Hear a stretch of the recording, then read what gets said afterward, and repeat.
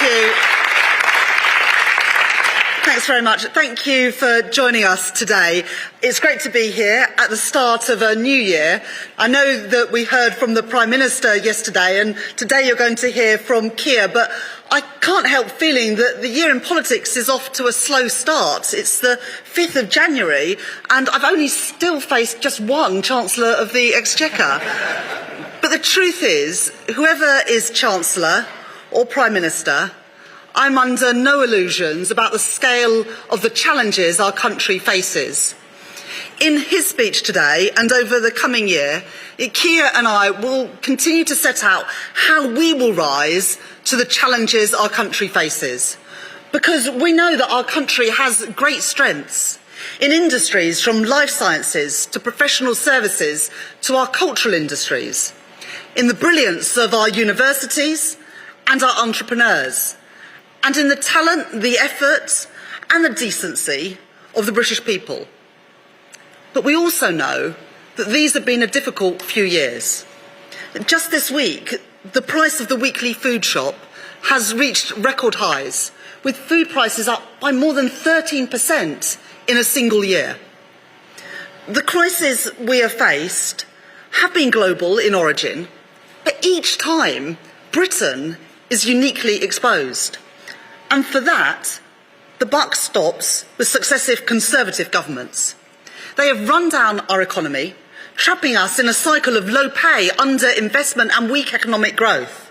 They have degraded our public services, and time again, they've elevated short-term political interest over the long-term good of our economy.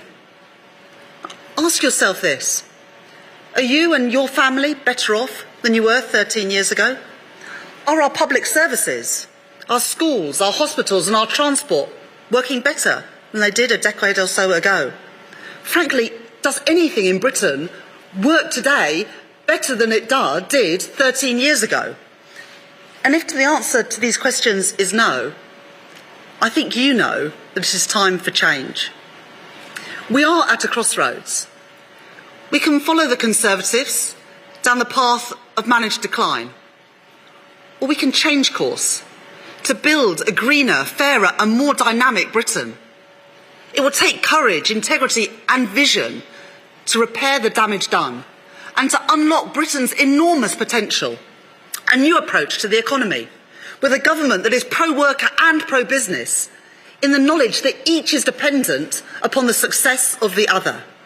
So when we invest in our green transition, when we extend security to working people, when we act to rescue our public services once again from Tory neglect, that will not only be because these things are moral responsibilities, though they are that, but because it is a route to a stronger economy.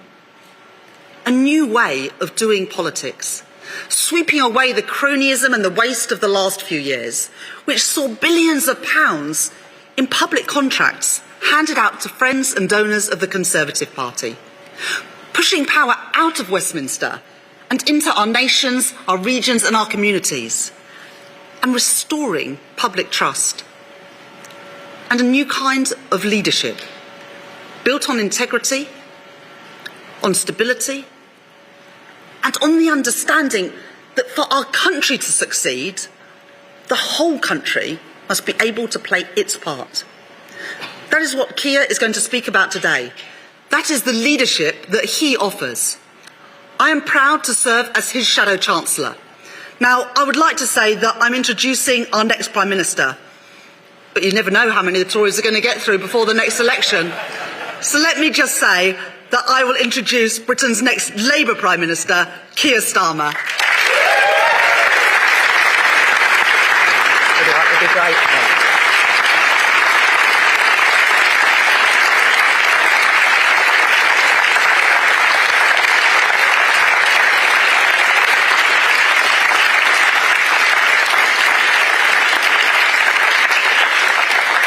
Thank you, Rachel, and thank you for all your hard work for our party and for our country. And Happy New Year to everyone here. Thank you so much for coming along this morning. And welcome to UCL here East. Now, this is a bit of London that some of you are getting pretty familiar with in the last few days, so I've decided that I won't tell the Prime Minister where I'm going on holiday this year, just in case I find him there as well. But look, 2023 marks a new chapter for Britain. With a new king to be crowned in May, we must look forward with hope. But for hope to flourish, Britain needs change. And I don't think anyone seriously disputes that. It's the story of the country right now. Amidst all the chaos is a growing impatience for change, for real change, lasting change, national renewal. And yes, as they've done throughout our history, the British people are turning to Labour to provide that change.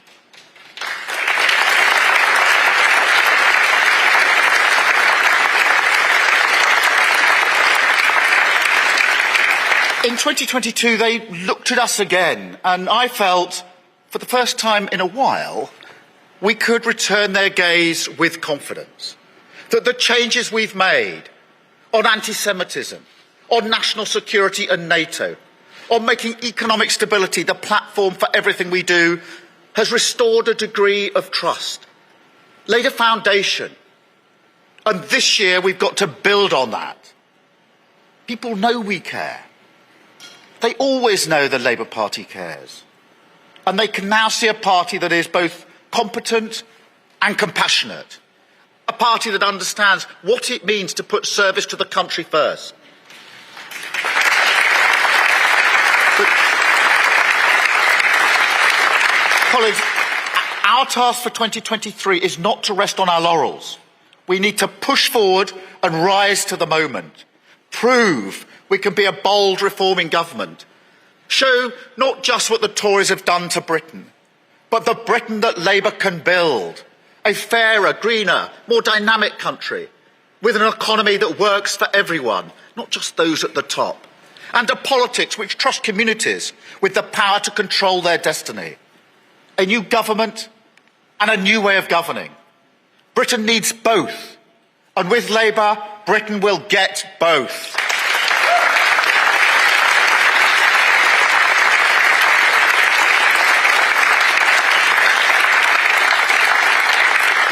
That's my message of hope for the new year. We're going to roll up our sleeves, fix the problems, and improve our country. We can't keep expecting the British people to just suck it up. Not without the hope, the possibility of something better. Don't get me wrong, I'm under no illusions about the scale of the challenges we face. Houses that get burgled countless times, yet the police never come. Hospitals, if you can believe it, putting out messages, begging patients to stay away from A&E. Children going to school hungry. And it's not just the poorest who are struggling. Millions of families, pensioners, working people, people who've always kept their heads above water, are going without decent food and heating, cutting back on their holidays, their meals out, Christmas presents, all the little things that make life more enjoyable. Now, sometimes people say to me, we'll get through this. Britain's been through worse. And they're right. I grew up working class in the 1970s. I know what a cost of living crisis feels like. The anxiety and, yes, the shame of not being able to pay bills that only months ago were affordable. Our phone was cut off like this. And by the way, that was it. There were no mobiles back then. We got through it. Britain will get through it. The problem is that's exactly what the Tories are banking on. They're going to turn around in 2024 and try to claim some kind of political credit for the sacrifices working people are making right now. As if it's not their mistakes people are paying for again. But at the heart of this cynical politics is the cost to people of just getting through. The burden of living without the real hope of a better future. Not the sort of hope that fires grandiose utopian visions. I don't mean that. I mean the basic, ordinary hope we used to take for granted. The sort of hope you can build your future around. that aspirations are made of, and which can hold a country together when times are tough. That's why showing how we can change the country is so important this year. Labour can lift that burden, give people a sense of possibility again, light at the end of the tunnel. Instead of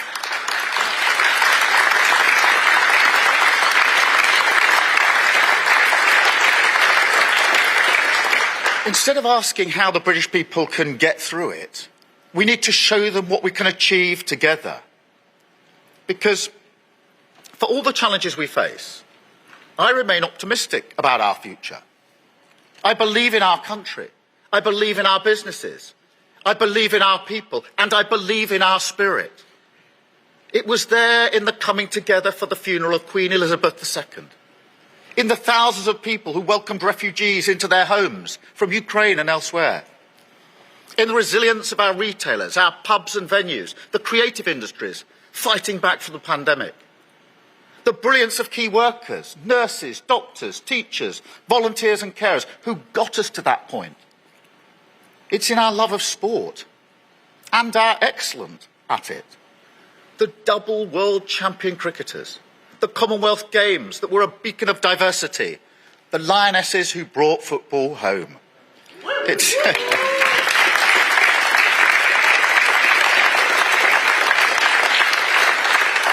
It's our universities, our young people, the researchers in this building and those like it, our manufacturing genius, our superpower services, our startups and innovators, the green entrepreneurs, the builders and retrofitters, insulators and engineers who will bring us energy independence and cheaper bills, the scientists making healthcare more responsive, saving more lives. And it's in our communities, in towns and cities like Burnley, Wolverhampton, Grimsby and Swindon, where the people will tell you, in no uncertain terms, that they do have ambition for themselves and their community. What they lack is a government that shares their ambition. Because all these achievements I've listed, all that possibility, is a testament to our untapped potential. So this year, let's imagine instead what we could achieve if we match the ambition of the British people. Unlock their pride and their purpose. Give them an economy and a politics that they deserve.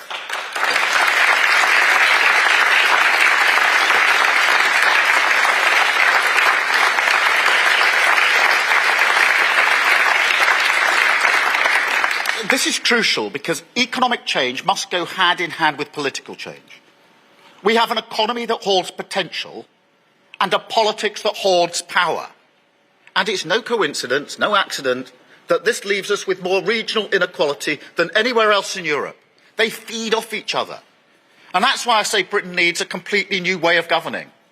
Yes, we need to use the power of dynamic government, harness technology to drive through reform, convene a real industrial partnership between business and unions. But all of that must be done in service of a politics which trusts communities. I'm utterly convinced about this. The Westminster system is part of the problem. Now, I came into politics late in my career. I've run large organisations, institutions that had to serve our country. And I've changed them all, including the Labour Party. That's why I came into politics 8 years ago. A new way to serve, a new way to get things done, more opportunities to change our country for the better. But I have to say, I haven't found much of that in Westminster. Yes, there are good people, of course there are. Many MPs share my determination to tackle Britain's problems quickly. But as a system, it doesn't work.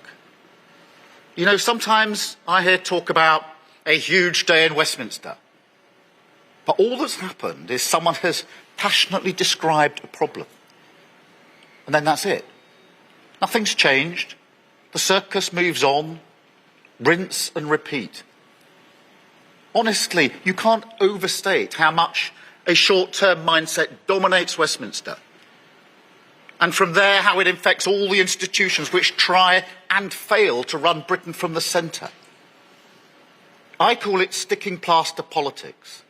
Sticking plaster politics. And in a kind of last-minute frenzy, it sometimes delivers relief. But the long-term cure, that always eludes us.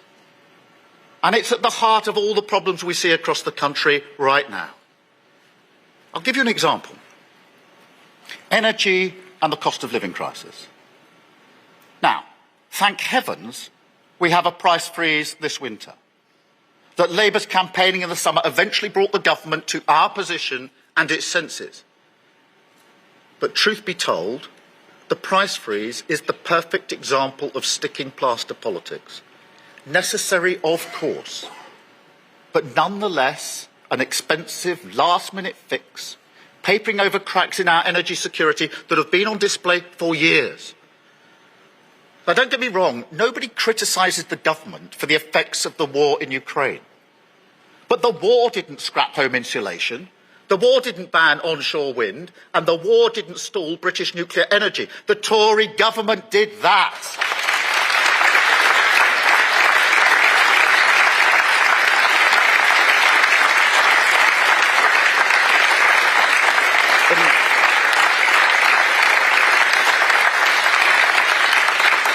And the story's the same with the NHS and care and with all our public services. The workforce and morale crisis has been an iceberg on the horizon for years. Low pay, housing, childcare, immigration, planning, skills, investment in technology. Time and again, it's the same pattern. You saw it yesterday from the Prime Minister.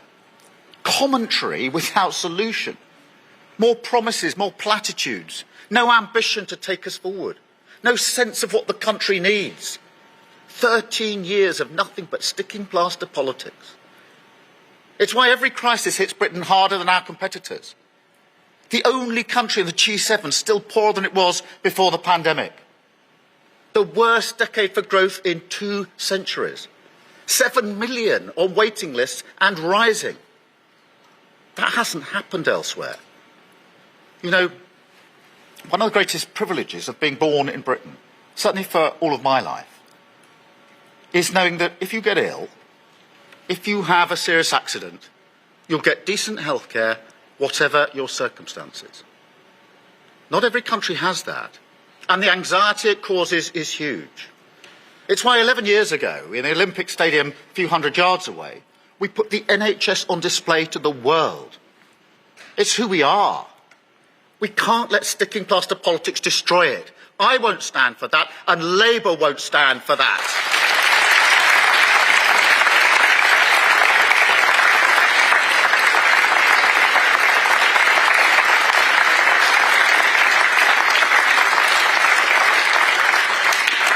That's why we've got a fully costed plan for the biggest NHS training programme in our history. We'll tackle the capacity crisis with more doctors, more nurses, more health visitors. And we'll broker a fair pay agreement that will transform the pay and conditions for every carer in the country, give care workers the respect and the status that they deserve, and help them drive up standards in our care system. That's a massive part of the NHS crisis. I heard the Prime Minister yesterday, and he's still in denial about how we got here. Still too weak to challenge the vested interests in his party that hold Britain back. Don't expect that to change. On planning, on onshore wind, on the NHS. Not now, not for the past 13 years, not ever. Fundamentally, the Tories don't accept that to help working people succeed, you need dynamic government. Government driven by a strategic purpose. They don't see that the challenges we face on climate change, artificial intelligence, caring for an ageing society means a hands-off approach to our economy and public services just won't wash anymore. And this is a real political divide. But it's not just Tory ideology that drives sticking plaster politics. It's the whole Westminster system. No similar country puts so much decision-making in the powers of so few people. It's no wonder the problems of communities up and down the country don't get the attention they deserve. Just think about it practically for a minute. Imagine Britain is a workplace. Now, the boss and the senior management, yes, of course, they have to take some of the big decisions, the strategic ones. You wouldn't have them taking every decision, would you? Standing over your shoulder, telling you exactly how to use a robot arm. Getting them to write the code for computer-aided manufacturing. Of course not. Nothing would get done. Big decisions would get put off because you wouldn't be able to see the wood for the trees.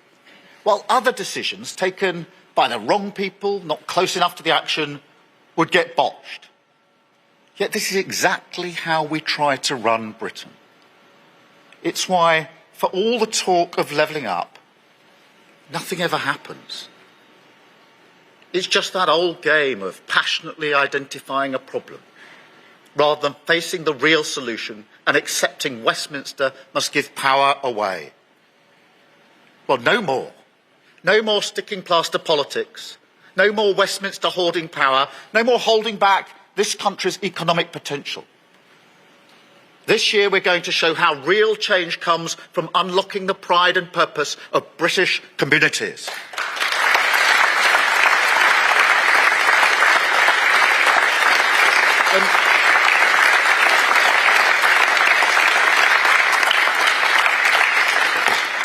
There are two steps to this.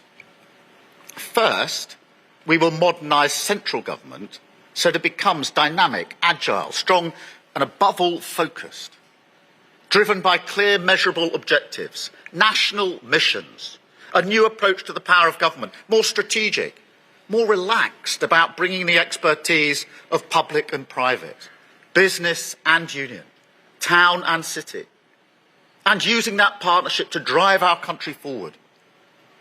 We will announce these missions in the coming weeks. Our manifesto will then be built around them, and they will be the driving force of the next Labour government.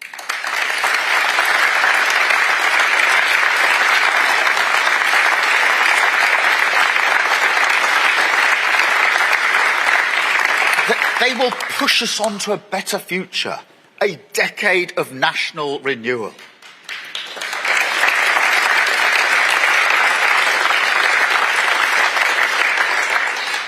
But let me be clear, none of this should be taken as code for Labour getting its big government chequebook out. Of course investment is required. I can see the damage the Tories have done to our public services as plainly as anyone else. But we won't be able to spend our way out of their mess. It's not as simple as that.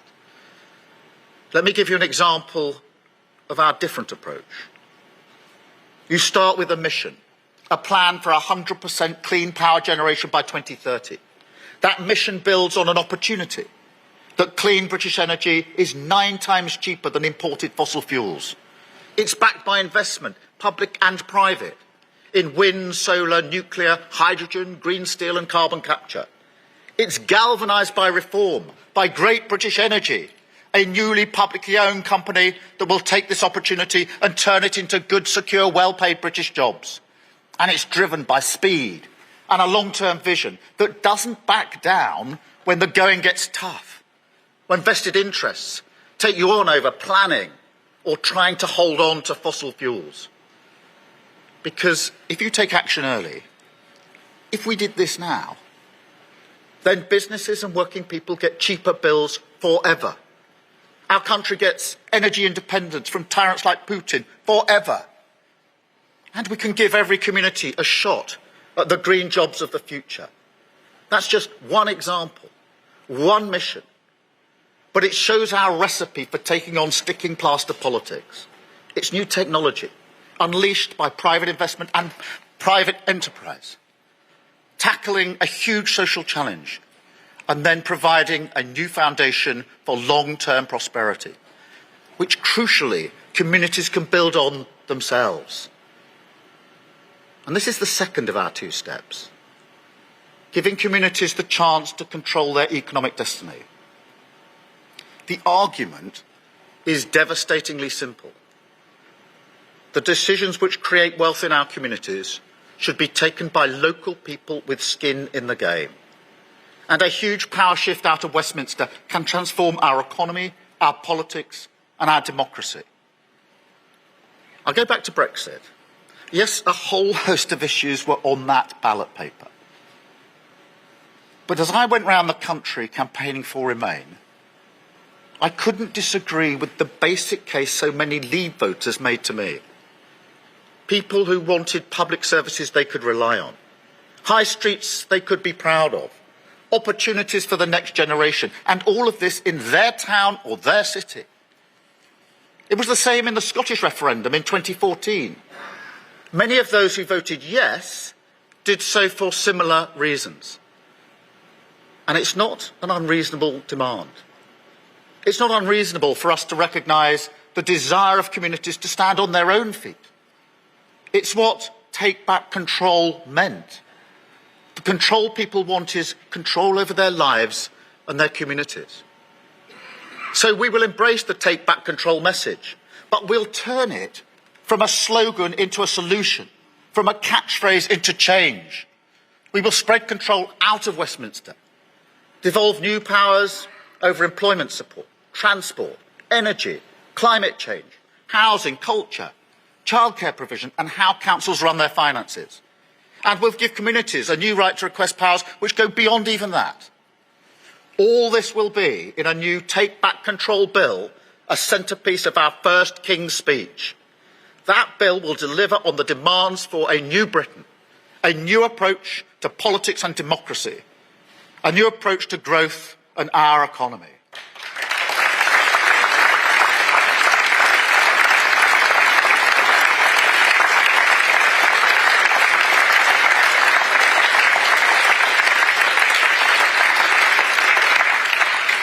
In 2022 killed the Tory idea that it's only those at the top who grow our economy. 2023 will be the year Labour shows a new plan for growth. The year when we accept that if the South East races ahead, redistribution can't be the one-word plan for the rest of Britain. That was also part of the Brexit moment. Working people want their town or city to prosper by standing on their own feet. They want growth from the grassroots, to create wealth on their terms and in their way.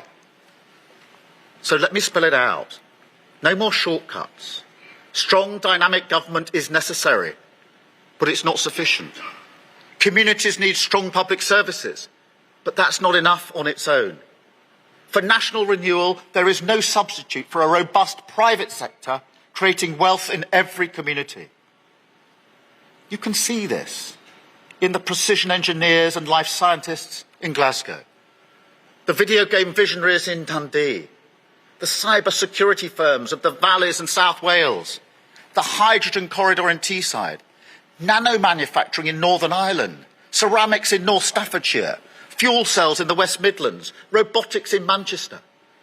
We need to turbocharge this potential, but Westminster can't do that on its own. It can only do it with communities. That's why Labour will give them the trust, the power and the control. We won't accept decline, won't write our country off, won't leave Britain in a brace position, buffeted from crisis to crisis, holding on, trying to make it through. That's no way to live, and it's no way to run a country.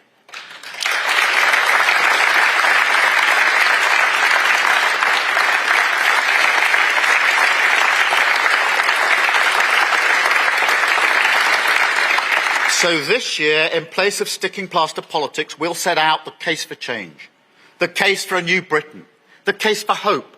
And I'm pretty sure they've had an assessment that tells them that it's likely to make a bad situation worse. And so in answer to your question, obviously, we'll look at what they bring forward, but if it's further restrictions, then we will repeal it. And the reason for that is I do not think that legislation is the way that you bring an end to industrial disputes. You have to get in the room and compromise. You can't legislate your way out of 13 years of failure. So, as I say, the government's all over the show. Will we repeal it? Yes, we will. Thank you, Lucy. Kieran from The Guardian. Kieran Stacey from The Guardian. Hi. You talk about nurses. At the moment, the government appears to be budgeting for a 2% pay rise for nurses in 2023-2024. You said 19% is too much.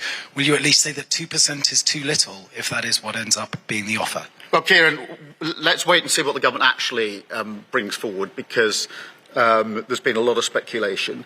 And I'm not going to stand here before the start of those negotiations and say what the right percentage is. Neither the health service nor the unions would expect me to do that. But what I do expect is the government to go into the room and compromise and talk to the nurses.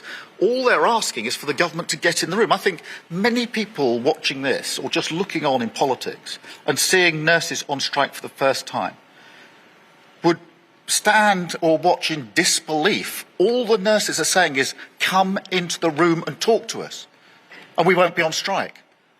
And the government won't do it. And I think that's the central reason that we're stuck in this situation. Henry, Times. Hi, Henry Zephyrin from The Times. If you are restraining spending now, no longer getting out the big government chequebook, do you still stand by the policy of abolishing university tuition fees? Well, look, I mean, university tuition fees are not working well. They burden young people going forward. Obviously, we've got a number of propositions in relation to those fees that we will put forward as we go into the election. But, you know, I have to be honest about it. The damage that's been done to our economy means that we are going to have to, and we know we will, cost everything as we go into that election. And we will do that with discipline as we've done it so far. So I'm not going to spell out our manifesto in advance, Henry.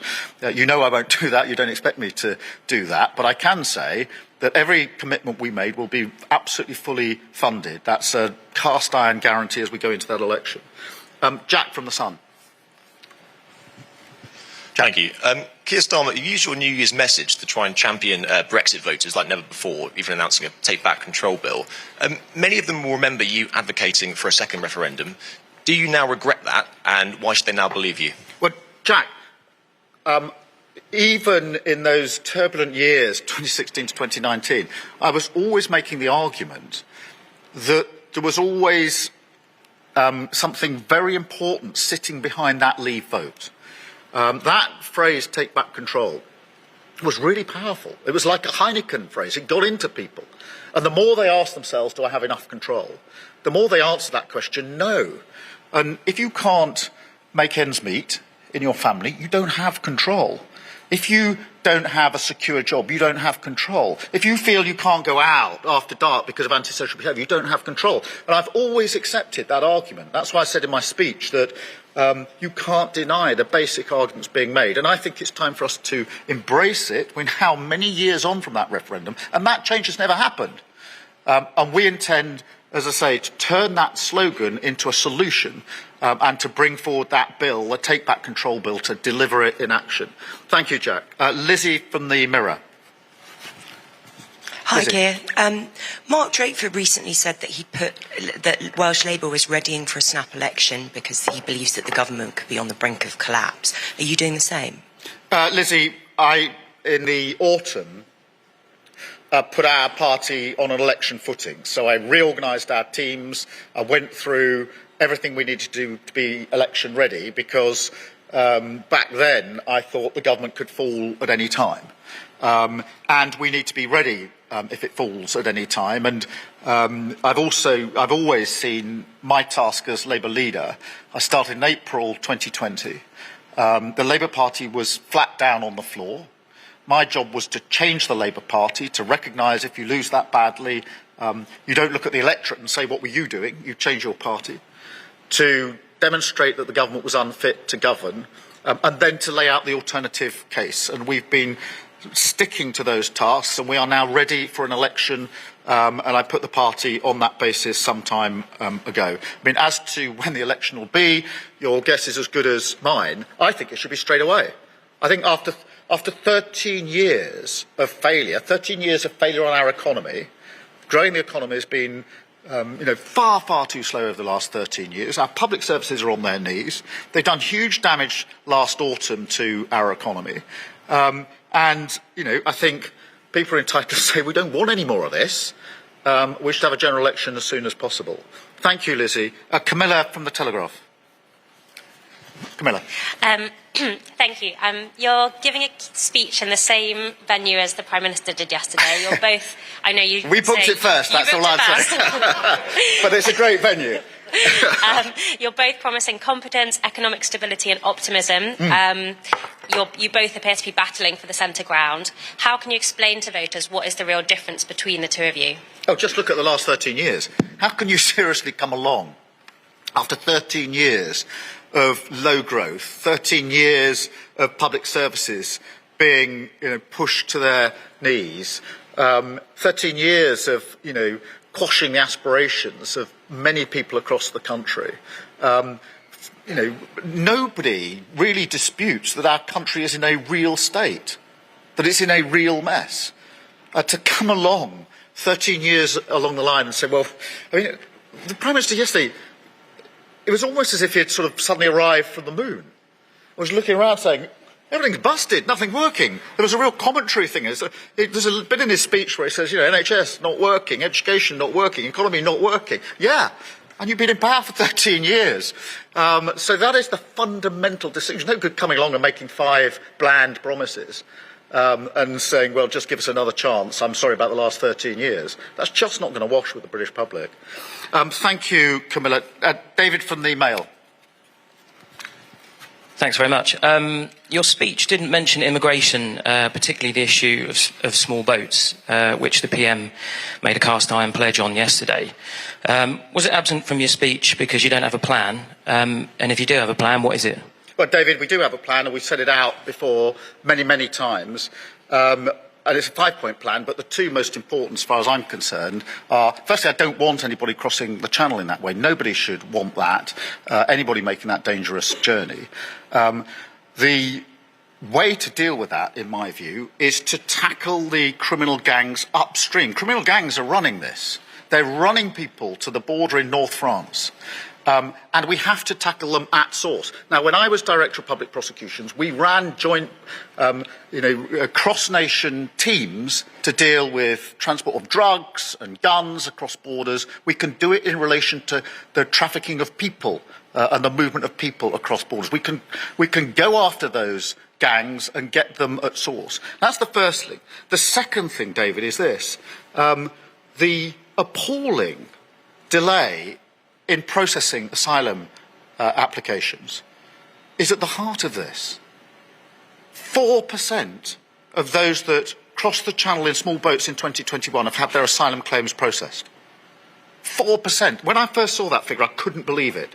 And that is the state of our government, and its ability to grip this has to be measured against their failure to tackle it at source and their absolute failure with asylum applications. Thank you, David. And then Chloe from the Eye. Chloe. Thank you, Keir.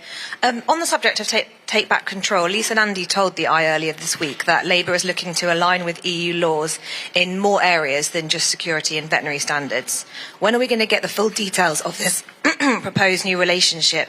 And does this mean that you're prepared to give up UK sovereignty in some areas in order to achieve those closer economic ties? Well, Chloe, I set out in a speech I gave at the Irish Embassy last year the sort of 5 principles that we would apply in terms of improving our relationship with the EU. I don't think anybody now seriously argues that this so-called oven-ready deal is actually working for anyone.